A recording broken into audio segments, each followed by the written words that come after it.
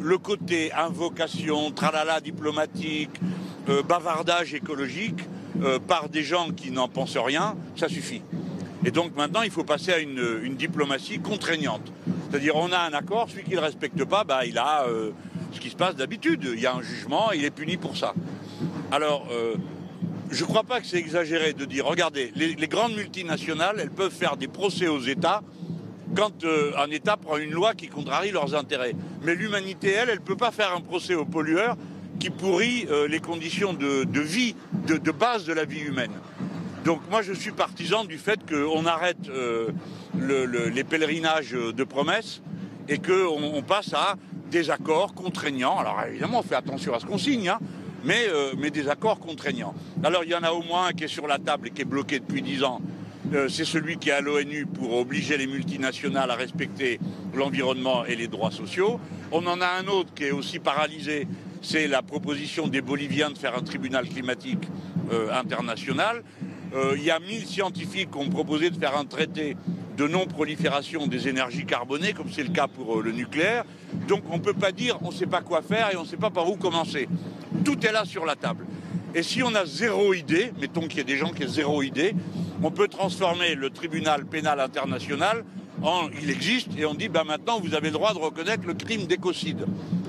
Mais on aurait un début où on passe à l'acte, quoi. Parce que les gens n'ont pas l'air de se rendre compte que ce dont on parle, c'est pas dans 100 ans, hein, c'est dans 20 ans. C'est la génération actuelle va avoir à affronter la catastrophe d'un changement climatique qui est commencé. C'est déjà commencé. C'est pas ah là là, si on continue comme ça va mal tourner. Non, ça tourne mal.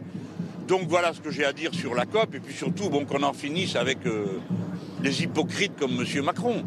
Parce que alors faire un numéro de menton comme il a fait se croire à Beyrouth, je pense, commence à dire oh, vous revenez tous dans 15 jours avec une feuille bien remplie. Le gars, il a été condamné 2 fois dans son propre pays et il signe pas l'accord sur les énergies carbonées.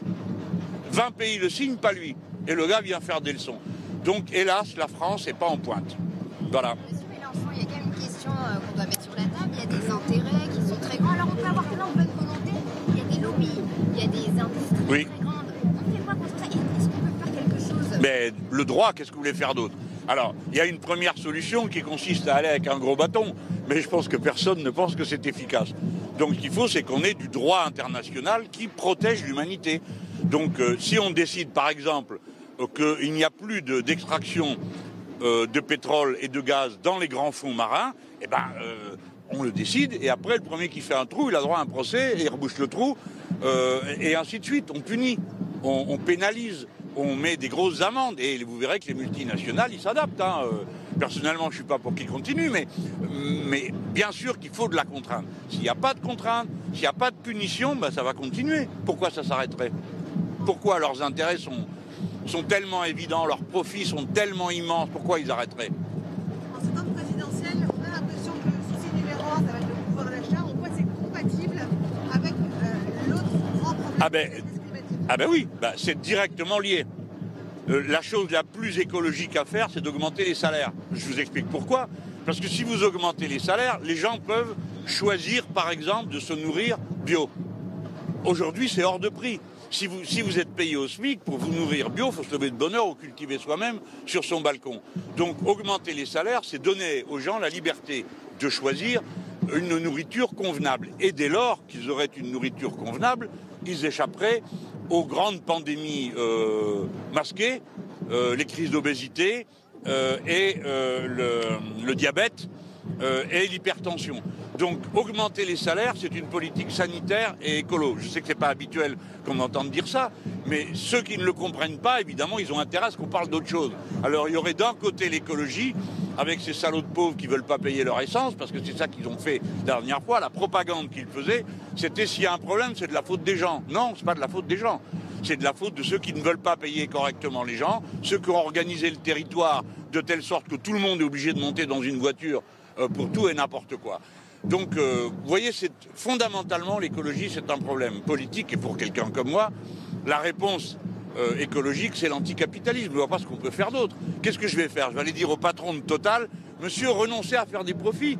Il va me dire, mais monsieur, je suis payé pour en faire.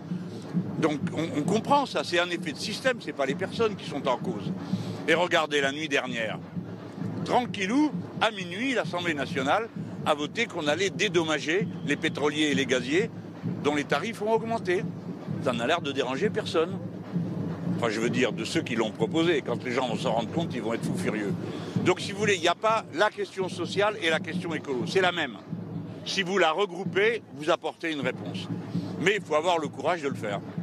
C'est pas toujours très bien vu. Concernant Emmanuel Macron, il va s'adresser aux Français mardi, notamment sur la question du pass sanitaire. Qu'est-ce que vous pensez de cette évolution à venir? Bon, il va parler beaucoup. Alors, ça fera du bruit avec sa bouche, mais personne ne le croit. Racontez pas d'histoire, tout le monde en est au même point. Avant, le président va parler, on écoutait tous. Là, maintenant, on sait qu'il va dire une chose, mais il peut dire le contraire le lendemain, ça ne le dérange pas. Il a tout dit. On n'a pas besoin de masques, il faut mettre des masques. Pas de tests, si des tests. Et puis le pass sanitaire, qu'il a raconté à tout le monde qu'on était protégé avec le pass sanitaire, alors que tout le monde sait que c'est pas vrai. Parce que moi, je suis vacciné, mais je sais que je peux avoir le microbe. Là, je suis peut-être en train de vous contaminer. D'accord ? Ah bah oui. J'ai enlevé mon masque pour vous répondre, mais vous n'avez pas de masque en me posant la question. Mais c'est pour dire... Quoi ? Ouais. Bah, tant mieux, parce que tout le monde a fait un peu attention. Les gestes barrières, moi, je suis pas en train de vous dire qu'il n'y a pas de virus, hein. Mais je suis pour qu'on s'organise autrement, la société de roulement. Donc tout le monde ne part pas alors à la même heure au boulot. Le dédoublement de toutes les classes avec la journée d'école coupée en deux, le matin et l'après-midi, d'accord ? Des mesures comme ça, des épurateurs d'air, on sait les faire. Il y a je ne sais pas combien d'entreprises qui savent le faire en France. Pourquoi on ne fait pas tout ça ? Pourquoi la bataille se concentre bêtement sur les gens ne veulent pas se vacciner, c'est de leur faute. Franchement, c'est le petit bout de la lorgnette, cette histoire-là. Voilà. Alors, ce qu'il va dire, ça n'aura pas d'importance de toute façon, parce qu'il va faire autre chose.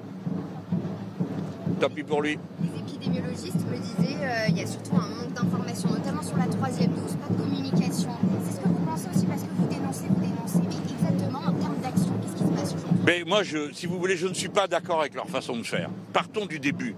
L'Organisation mondiale de la santé dit on ne peut pas rendre ce vaccin obligatoire pour X raisons. C'est eux, Organisation mondiale de la santé. Donc il faut convaincre et non pas contraindre. Bon. Alors, faut convaincre, pas contraindre. Et quand les gens ne sont pas convaincus, on ne s'en prend pas aux pas convaincus, on s'en prend aux pas convaincants. Et ceux qui ne sont pas convaincants, pourquoi ils ne le sont pas ? Parce qu'ils mentent, parce qu'ils changent d'avis sans arrêt, puis que les gens, pas les gens comme vous, comme moi, qui s'intéressent à chaque épisode, hein, ils se disent, c'est quoi cette histoire ? Alors, il nous a dit le contraire il y a 8 jours et maintenant ça change. Donc, il y a un doute qui s'est instillé partout et qu'il est maintenant très difficile de rattraper. Alors, il faut tout faire pour être prudent. Les gestes barrières, je vous l'ai dit, la société de roulement. Personnellement, je suis vacciné parce qu'on m'a convaincu que je diminuais le risque comme ça pour moi. Donc, moi, j'ai fait ça. Et je milite pour qu'il y ait la licence libre des vaccins. Parce que dans le monde entier, mes camarades partout, ils me disent qu'on veut, nous, c'est pouvoir se vacciner. On essaye de convaincre. Mais si j'arrive en disant, alors moi, j'ai décidé que vous allez tous vous vacciner, j'ai perdu mon temps.